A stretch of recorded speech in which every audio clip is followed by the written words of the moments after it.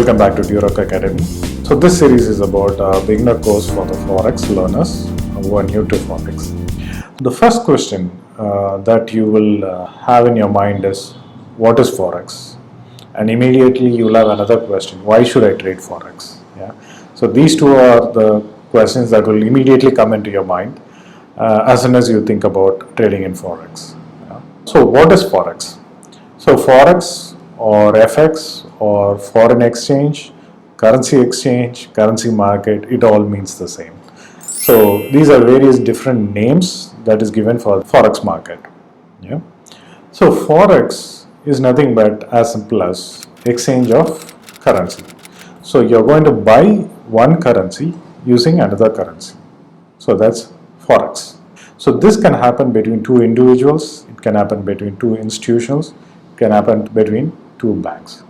It can happen between $100, it can happen in millions of dollars. So all these are called FX, so or foreign exchange. So to understand further how this Forex came to us, so we'll have to look back into the history and see the human evolution on trades, right? So initially when humans were able to produce products, so they were able to produce products beyond their needs.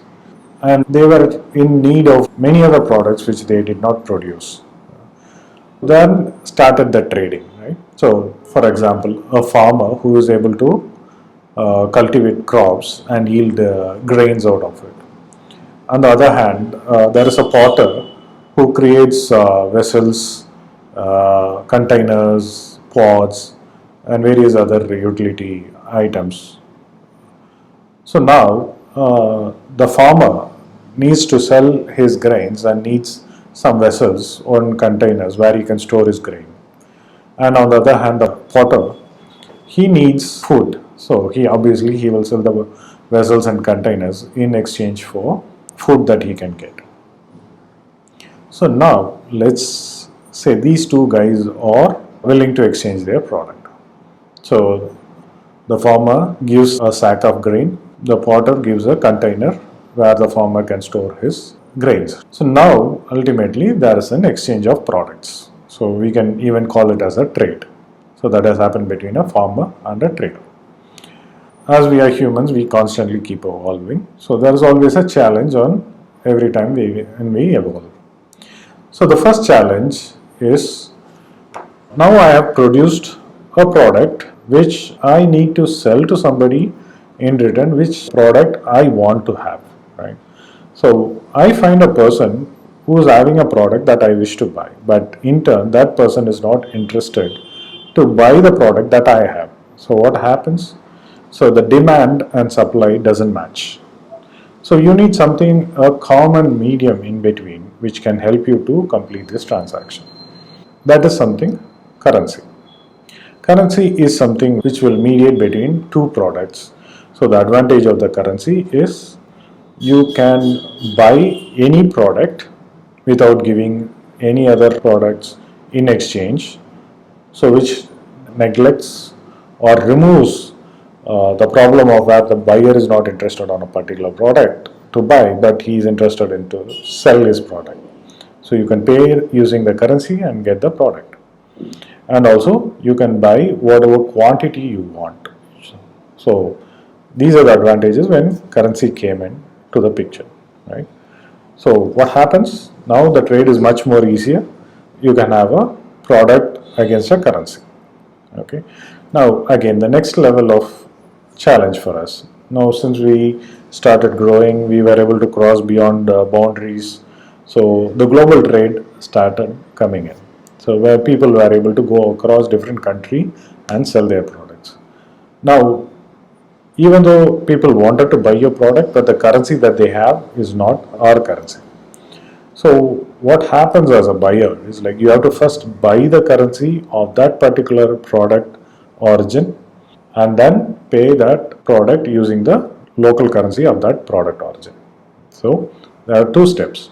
First you have to buy the currency of that country, and then using that currency you have to pay and buy the product. So these are two levels of activity. So now the first level where you buy a currency using your currency. So automatically your forex is born. So that is the origin of your foreign exchange or currency market, where you buy one currency against the other. So that is forex.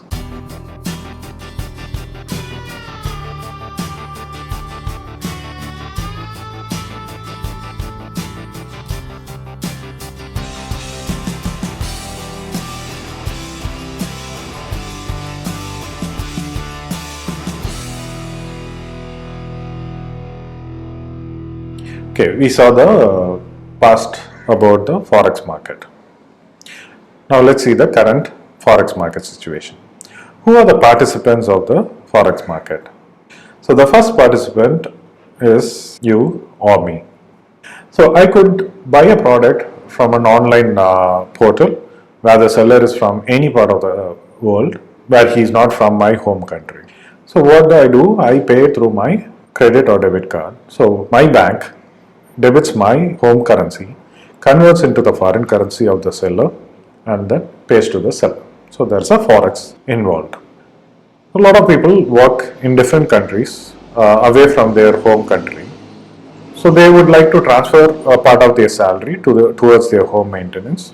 So they go to a remittance company which transfers their fund from the foreign to their homeland. So there is a forex happening there. So a lot of us will be interested in going to a foreign destination for a holiday, right? So let's say a US citizen wants to go to Europe for a holiday. So what he needs is a euro in order to go to spend in Europe. So what he will do, he will go to the local exchange, give away dollar and buy euro to go and spend in euro. So there's a forex happening. These are very limited examples that I am telling, which can cause a forex transaction by an individual. Now, when we see on the institutional level, so institutional level is the bigger level, and they are the major factors for a lot of forex transaction. So the classic example would be the imports and exports. So whenever there is an import and export, the country has to buy and then pay the invoice for those goods, right? So a forex transaction is happening, and this is globally happening. It can be in multiple locations in the world. It could be a global company headquartered in one country and then having its branch offices at various locations. For example, if the company is located in London and has a branch office in Dubai, headquarters would like to pay the salary and the office expense of the Dubai branch. So they pay in GBP, which gets converted into Dubai dirhams, and then it is paid to the branch office. So there's a forex transaction happening here. Likewise, there are a lot of reasons why institutional do forex. Another classic example that I could give you is the airline industry. So you can sit at any place in the world and book a flight ticket. The airline company could be located in any of the different country from your home country. So there is always a lot of forex happening in that. So likewise, there are huge amount of business activities that is happening around the world. So forex is a real business. It is not just manipulated, or it is not just rigged by any of the institutionals or individuals. So forex is a real business. Now coming to the other participant, the most important participant for us, traders. You can broadly classify the traders into two segments. One, transactional based or transactional backed traders. Another one is the arbitrage or a speculative trader. So the transactional based traders, or like they do a forex transaction for a reason.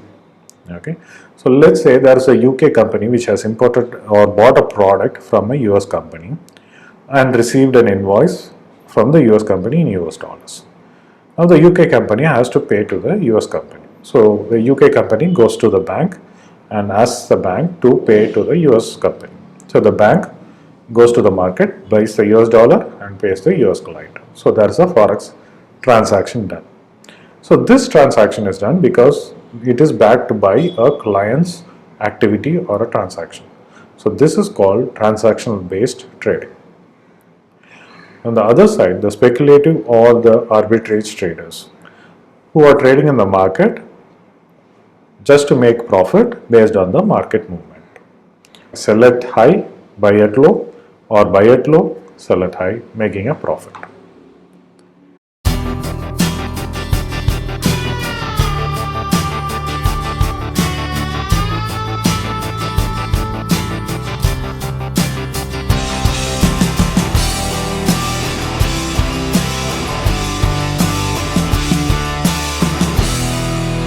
So now you would be knowing most important participants of the forex market, and there are various other participants who are directly or indirectly contributing to the forex market, like the government interest rates, the government policies, and various other participants.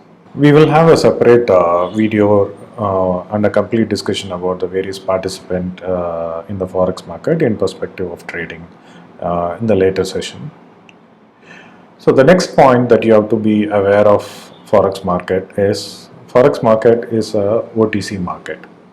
So OTC means over the counter, which means there is no central governing body or a central exchange or central clearing system which governs all the transaction. So forex can happen anywhere at any time at any place in the world. So though there are regulators, it is not a combined or a collective regulation for forex. So there are regulators for banks covering certain jurisdiction. Each country will have its own regulators governing certain areas of the forex transactions, like MiFID, MAS in Singapore. There are various regulations that is currently on the forex market on a bank and forex institution level. Though it looks like downside for the forex market where you don't have a centralized regulation throughout the world, so it also helps us for a lot of participants to come in with applicable regulations and start the business. So which leads us to the next question: why should I trade in forex market? It's going to be a quite lengthy video for why should I trade it in the forex market, so I'll reserve it to the next video. So keep following us.